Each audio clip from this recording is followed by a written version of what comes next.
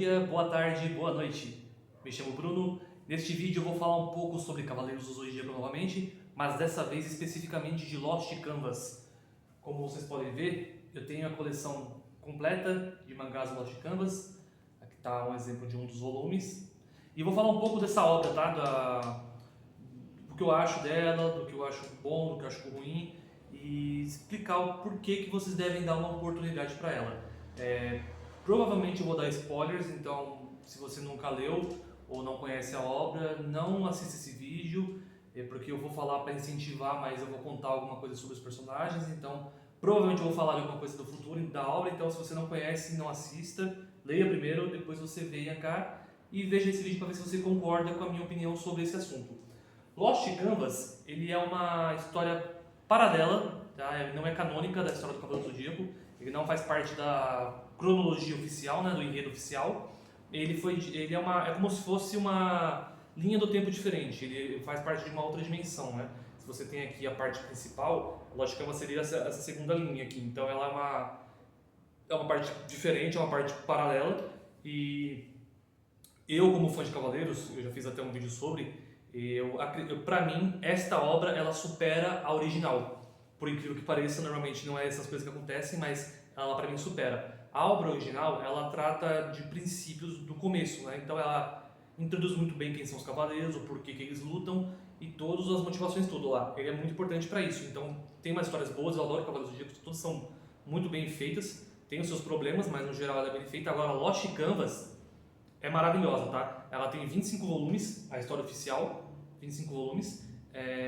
O que eu acho importante nela? Por que eu acho ela tão especial, maior do que a obra principal? Porque a obra principal, os protagonistas são cavaleiros de bronze. Na hierarquia dos cavaleiros existem os de bronze, os de prata e os de ouro. Os de ouro representados pelos signos do zodíaco, então tem todos os signos ali, os 12, né? Ares, Touro, Câncer e por aí vai, até os peixes. Então todos são representados. Na obra principal, o foco é os cavaleiros de bronze, que eles vão crescendo, a jornada do herói, tudo crescimento lá. No Lost Canvas não é bem assim. Eu acho que eles são muito bem definidos, os cargos, a hierarquia ali no Lost Canvas. É isso que eu gosto nela. Os Cavaleiros de Ouro são os Cavaleiros de Ouro, são a elite, são o top, são os pica da Atena. Tipo assim, quem são os caras que vão resolver? É os de Ouro, que a gente sempre imagina isso. Então ele é muito bem representado nisso. É muito bem representado nisso, porque assim, você tem lá o personagem principal do Lost Canvas, é o Cavaleiro de Bronze, é o Pégaso, praticamente igual à série clássica que é o Seiya. Mas a diferença, aí que vai um spoiler, eu vou tentar não falar spoiler, mas tem um porquê, existe um porquê do Pégaso essa história que é o tema, ele ser tão forte, tão mais forte do que um Cavaleiro de Bronze normal. Ele tem um motivo. Lá pro final do mangá é revelado esse motivo, então eu não vou contar, mas ele tem um porquê, então não é aleatório, ele é o principal e por isso ele é fodão. Não, tem um porquê lá. Mas você consegue ver muito bem a diferença dos poderes, sabe? O tema ele é o personagem principal, o Cavaleiro de Pégaso. Só que ele é parceria muito forte com o Yato de Unicórnio, que é o Cavaleiro de Bronze, e a Yuna de... Nossa, é Grow, a Yuna de Grow. Ela é uma Cavaleira de Prata, uma Amazona de Prata. Então você vê que ela é mais forte que o Yato. O Yato ele é um Cavaleiro de Bronze, ele é muito limitado, assim, você vê que ele é um Cavaleiro básico, ele sabe as técnicas de Cavaleiro, mas ele é um Cavaleiro básico. Ele não dá conta de quase nada assim, de elite, né? Então você vê que existe uma discrepância muito grande entre os poderes. Ele se esforça, é um guerreiro, é um cavaleiro, é dedicado, tudo, mas você vê que existe um limite, ele tem um teto, ele não chega naquele teto. O tema tem um porquê, ele consegue evoluir tanto, mas a Yuna, que é uma Amazona de Prata, ela é superior ao Yato, você vê que ela é muito mais poderosa que ele. E aí entra os Cavaleiros de Ouro. E meu filho, que coisa maravilhosa que é nessa história dos Cavaleiros de Ouro, porque todos são bons, todos são bons. Você vê que eles não são invencíveis, eles não são indestrutíveis, eles morrem, né, no decorrer da história. Só que eles não só morrem, eles têm sempre o seu destaque. Cada cavaleiro ele tem um destaque próprio, sabe? Ele tem uma forma de morte lá pra onde vai acontecer, mas ele tem uma participação, essa palavra que eu queria. Ele tem uma participação muito bem na série, muito boa. Ele consegue ter o destaque dele, cada cavaleiro tem o seu destaque, então cada signo é muito bem representado. A história é fechadinha, ela tem um início, ela tem um meio e ela tem um fim. E todos os personagens ali são muito incríveis. Uma coisa que eu gosto muito nessa série do Lost Canvas são os espectros de Hades. que são os vilões principais. Você tem lá a questão dos deuses gêmeos, né? Quem conhece a série clássica sabe quem são, que eles têm um papel importante, que eles fazem parte da história, só que assim, o destaque para os espectros é incrível. Você vê assim, não é, são só um monte de gente ali para morrer que nem é no clássico. O clássico parece bonecos de argila, estão ali só para levar pau. E não é bem assim, aqui eles têm uma importância muito grande. Você vê personagens que são extremamente fracos, aparentemente, né? São extremamente fracos em comparação de poder, que, se eu não me engano, é o espectro de morcego lá. Pô, eles matam um cavaleiro de ouro, sabe? Só que eles não é matar, eu matei porque eu sou mais forte. Não, porque eles jogam sujo, eles são do mal, né? Então, assim, eles têm as suas artimanhas, eles têm as suas peripécias, né? Eles não são leais, não são honrados, então eles usam de todos os meios possíveis para vencer um adversário. E é isso que eles fazem, eu acho isso muito bom. É um ou outro espectro que tem uma questão de honra, se eu não me engano, apenas o Radamantes, até onde eu sei, talvez o Valentine também tenha um pouco de arpia, mas eu acho que o Radamantes e o Ivern tem mais uma questão de honra, de lutador, de guerreiro, mas eu acho isso muito bom, porque os espectros eles são valorizados. Você vê os Cavaleiros de Ouro lutando em pé de igualdade com os espectros com os Cavaleiros de Ouro. Então, assim, você pega um Cavaleiro de Bronze como o Yato, que é um Cavaleiro normal assim, basicão. Você vê os Cavaleiros de Bronze que aparecem também na série lá pra frente, o de Urso, de Lobo, de Hidra. Eles são Cavaleiros básicos. Eles têm limitações. Eles não são aqueles caras prodígio, incríveis, fodas, sabe? Então, assim, eles têm um papel importante, mas não são de luta. Você não vê eles enfrentando no Juiz do Inferno, sabe? Então essa diferença eu acho ela muito bem aproveitada, muito bacana isso, é muito bom você saber que existe essa forma, então eu acho ela muito boa nisso. E vou entrar um pouco no mérito de cada cavaleiro aqui, né? Vou falar um pouco de cada um deles, uma coisa bem rápida, só para poder destacar o ponto forte de cada um. Uma coisa que eu gosto nessa série é que os cavaleiros Xion de Ares e Doku de Libra, que são os mais conhecidos, né? Que estão na série clássica, eles já são cavaleiros de Ouros aqui formados. Não tem aquela questão de, eles estão começando, são novos, não. Eles já são Cavaleiros de Ouro, então assim, eles são, todos os 12 Cavaleiros de Ouro já são cavaleiros mesmo, tipo, já são de experiência, têm os seus anos ali de prática, né? Então eles são guerreiros adultos que conseguem saber as suas limitações e os seus potenciais. Então o Xion, é o Cavaleiro de Ares, é muito da hora a história dele, ele é muito bem abordado, ele tem lá um talento excepcional. Uma questão que pesa um pouco negativa nessa Lost Canvas pra mim é que parece que você tem que ter um talento muito específico, muito especial para você ser alguém. Sabe, você ser o Cavaleiro de Ouro, você é o Cavaleiro de Ouro porque você tem isso, ou você tem um dom especial para aquilo. O Xion tem o dom de ver as memórias das armaduras. Muito legal isso, não estou reclamando, acho muito legal os dons que eles têm, só que parece que tem que ser assim. Acho que o único que não tem um dom assim é o de Sagitário, mas vamos chegar nele lá. O Xion, ele é muito bacana, ele é um legítimo Cavaleiro de Ares, diferente do Mu, que você conhece da série clássica. O Mu, que é o Cavaleiro Pacífico lá, que é calmo, ponderado, paciente. O Xion aqui é explosivo, ele é aquele lado impulsivo do Ares. Ele quer ir pra cima, ele quer resolver, ele quer fazer parte, ele vai, ele não hesita. Então, assim, é um personagem muito bacana nesse sentido. Ele é um cara que tem uma iniciativa muito foda, então, show de bola. O Aldebaran, cara, o Alça de Touro. O Aldebaran é maravilhoso nessa saga, que ele foi extremamente bem representado. O cara é muito foda. Eu acho ele muito legal, porque ele é um adulto mesmo. Ele não é aquela criança ou adolescente que na saga retrata isso, né? Ele já é um cara que se coloca no papel de mestre, de pai, de responsável. Tem um problema? Eu tenho que resolver. Eu vou proteger as pessoas, sabe? Eu acho isso, a honra dele maravilhosa. Muito foda. Aldebaran sensacional.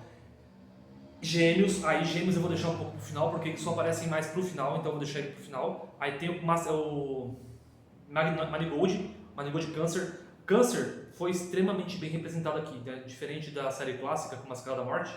O Manigold, ele teve como posso dizer? Ele teve um desenvolvimento muito bom. Ele é aos poucos que mostra um pouco do passado dele, o porquê que ele virou cavaleiro. Então mostra a pegada dele, o porquê que ele virou aquele personagem. E assim, questão de força, né? O cara tancou os deuses gêmeos lá, um deles, e tem a entrada mais épica, a segunda. Putz, eu não sei se é a primeira ou a segunda. Tem duas entradas muito épicas nessa história, que uma delas é do Manigold, com certeza. E quem já assistiu o anime, que tem um anime do Lost Canvas, ele é muito bom, mas não terminou, né? Então, mas o anime tem essa cena, então você vai ver que essa cena é maravilhosa do Manigold chegando lá. Quem conhece sabe o que eu tô falando, e quem não viu vai entender o que eu tô falando, que é muito boa. Ele é muito bem explorado a questão da Ondas do Inferno, que sempre pra mim parecia um golpe muito bosta. Tipo, eu sempre achei meio fraco, mas quando eu vi Lost Canvas e vi como esse golpe pode ser utilizado, as formas que ele pode ser utilizado, eu me apaixonei. Eu acho um dos golpes mais apelões hoje, pra mim, um dos melhores golpes. Então, Marigold é maravilhoso. Entramos depois no Leão, né, que é o Regulus. O Regulus ele tem a questão do talento, né, que eu falei. Ele é um jovem extremamente prodígio. Ele é como se posso dizer, ele é tipo Goku, fodão, só que ele é muito novo, então ele tem um potencial de crescimento muito grande. Ele é quase o Saitama, tipo, a curva dele de aprendizado é muito gigante, então ele não para, ele consegue sempre estar evoluindo. Então ele é um guerreiro muito jovem, ainda mais jovem que o Cavaleiro de Ouro, que tem um potencial enorme para ser um dos mais fortes. Se eu não me engano, ele se torna o mais forte depois, né, no final do mangá, mas assim, o Regulus é da hora porque ele é a versão jovem dos Cavaleiros de Ouro. Se você precisava de ter alguém ali para ser mais inocente, essa questão de ingenuidade de pensamento, é o Regulus, mas ele é questão de poder, ele é muito fora da curva, muito fora da curva. Aí temos o Asmita de Virgem. O Asmita, eu acho que ele é o cavaleiro menor aproveitado na série, tá? Ele tem o papel dele na série é crucial. Ele é o cara que é responsável pelo desfecho da série pra mim.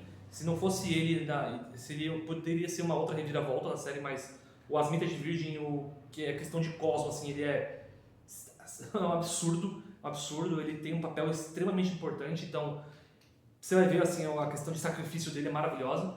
Depois temos o que? Libra, né? Libra. Aí então, é o Doku, né? Que é o da série clássica. O Doku ele é o personagem na versão um pouco menos paciente da versão mais velha. Que você vê que o Doku ele é um mestre já. Ele treina cavaleiros, ele tem paciência, ele é um cara que sabe raciocinar o momento ali, só que ele é um cara da ação, ele é o cara que vai lutar também, então ele é aquele cara que você sabe que ele vai ser o mestre, assim, vai ser o paciente, o calmo, tudo, só que aqui ele tem o ímpeto de agir, ele é o jovem, né, ele tem o quê? Vou chutar ali uns 20 anos, 20 e poucos anos, então assim, ele é um espírito de guerreiro, ele é um guerreiro honrado que quer ir pra cima, mas ele sabe que tem que pensar, que ele já tem a questão de ensinar, então isso é muito legal dele. Depois de Libra é Escorpião, né? Aí entramos o Cardia, né? O Cardia Escorpião, eu acho que ele, questão de personalidade, eu gosto muito dele, porque ele é o cara só se vive uma vez, né? Pra que eu fazer amanhã se eu posso fazer hoje? Ele é aquele cara que a vida é uma adrenalina, então ele é muito bem representado. Nossa, o Cardia é maravilhoso, assim, na questão dele, tipo, ele quer fazer tudo pra ontem, eu acho isso legal. Tem os seus defeitos o Cardia, mas eu acho ele foda nessa parte. Depois disso entramos no nono, aí é Sagitário. Sagitário eu acho que foi extremamente bem feito. Por quê? Porque na série clássica não temos muita atividade do Aiolos, né? Infelizmente, pouquíssimo falado dele, assim, é muito pouco, é pouco. Então você não tem muito conhecimento do Aiolos, não sabe o poder dele, não sabe motivações, por que queria o cavaleiro, não sei o quê. E o de Sagitário, caramba, como é que é o nome dele agora? Sísifo. O Sísifo de Sagitário no Lost Canvas, ele é é a personificação da determinação. Sabe quando você pensa, o cara tem talento, o outro é um gênio, o Sísifo ele é o esforçado. Ele é o cara que fala, não, eu acredito no potencial, se a pessoa quer fazer, ela consegue, se ela tentar, ela vai conseguir, se esforçar, vai chegar lá. E ele é esse personagem, tá? Ele é o personagem que as pessoas se inspiram. Se eu quero chegar no topo, é o Sísifo que eu vou olhar. É ele que vai, o Sísifo está lá porque ele se esforçou, ele foi com tudo, ele treinou, ele lutou, ele correu atrás. Então ele chegou lá e eu posso. E ele é o cara que incentiva, que é o líder. As pessoas seguem o Sísifo, eu acho isso muito bom. E uma das cenas mais legais da série é o Sísifo que ele faz ali. O cara tem uma determinação inabalável. Ele é o personagem, assim, tipo de coragem, de sacrifício, de liderança, ele é o líder. Nossa, a palavra certa para ele é isso. O Sísifo ele é o líder, muito bem representado. Temos o Elcid, Capricórnio. Capricórnio ali, ele é um cara, aquele cabeça dura, sabe? Para ele é 8 é 8, 80 é 80. Ele não tem o meio termo.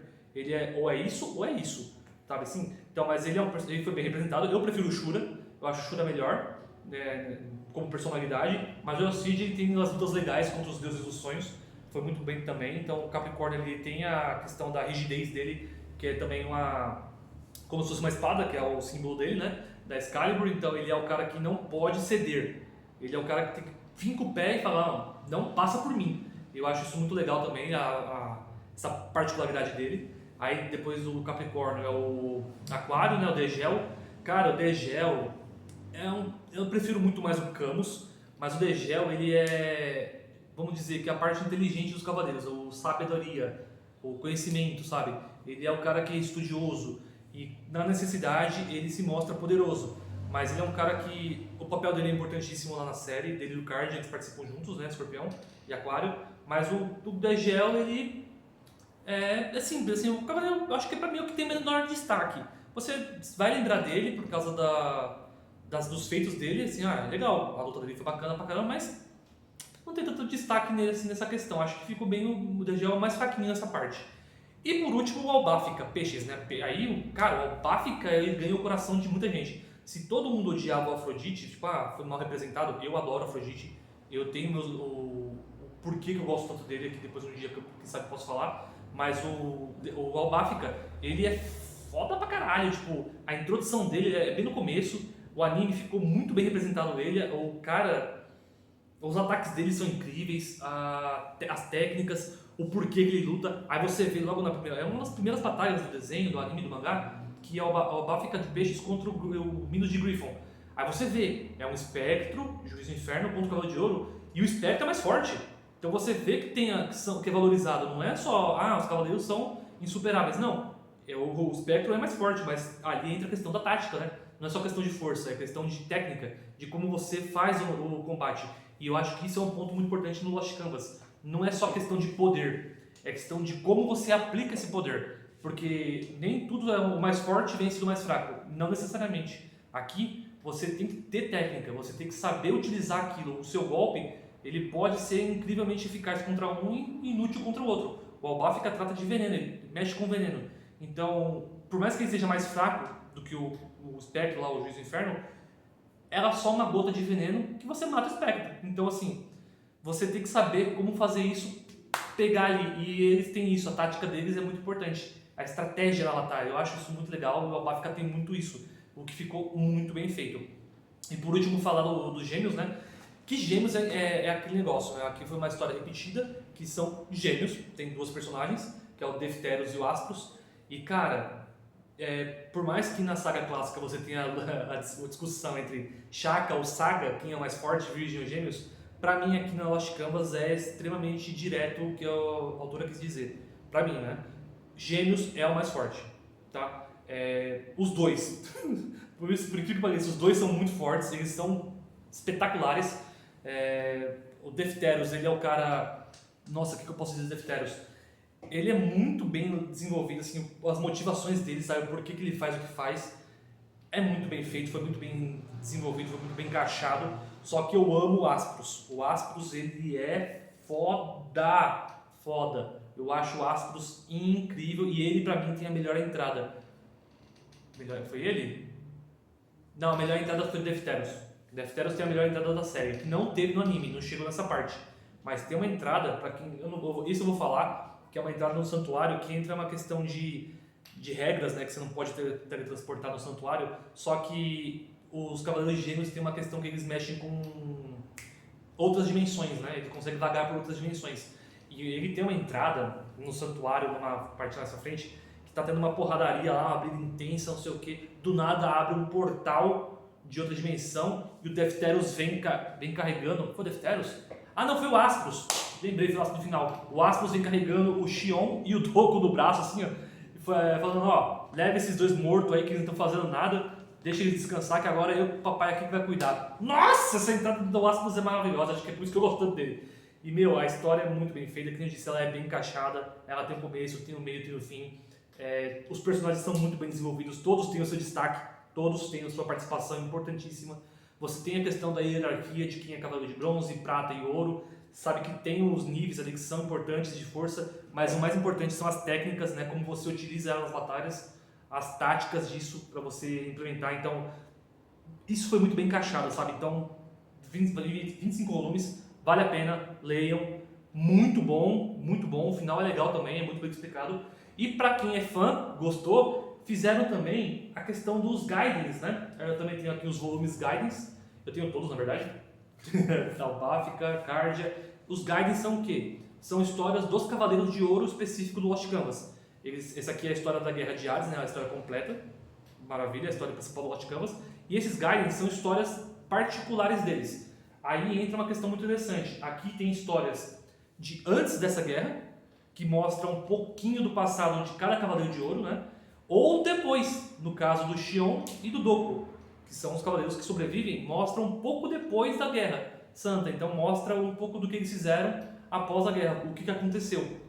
No caso do Xion ainda mostra um pouco antes dele, da guerra, depois um pouco depois. O Doku só mostra depois. Mas são meio que lutas particulares. Você tem um conhecimento maior do personagem, as histórias dele, por que eles são daquele jeito. A história do Regulus, maravilhosa, porque envolve o pai dele, que era o cavaleiro mais forte já visto de Leão, de todos na verdade, então você vê que é o Elias. E cara, os Gaidens são maravilhosos. Eu gosto muito da história do Hakuri e do Sage, que são na saga do Lost Canvas. O Sage, ele é o grande mestre, e o Hakuri, ele é o cavaleiro de altar. Ele é o cara que seria o segundo grande mestre, né? Substituto, se acontecer alguma coisa com um, ele é o cara que seria o segundo lugar, né? O substituto, o reserva. Mas eles são gêmeos também, só que eles são de câncer.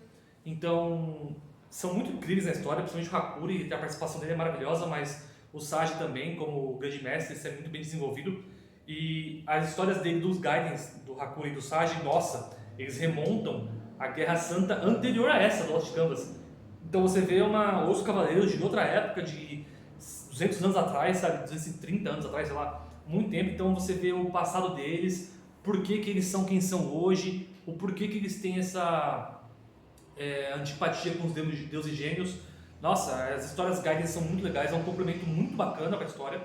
Elas não influenciam diretamente na história do Lost Canvas em si, só que, se você gostou dos personagens, lê o Gaiden que você vai amar, porque são histórias muito legais, contam outras perspectivas de ponto de vista, você vê a interação dos Cavaleiros de Ouro. Aqui você tem muitas interações, só que elas são bem, como posso dizer, elas são bem focadas em algumas. Por exemplo, você tem o Ares, ele é muito focado com Libra, com Peixes e um pouquinho com Câncer, porque eles tiveram os gêmeos como mestres, né? Então eles têm uma amizade ali.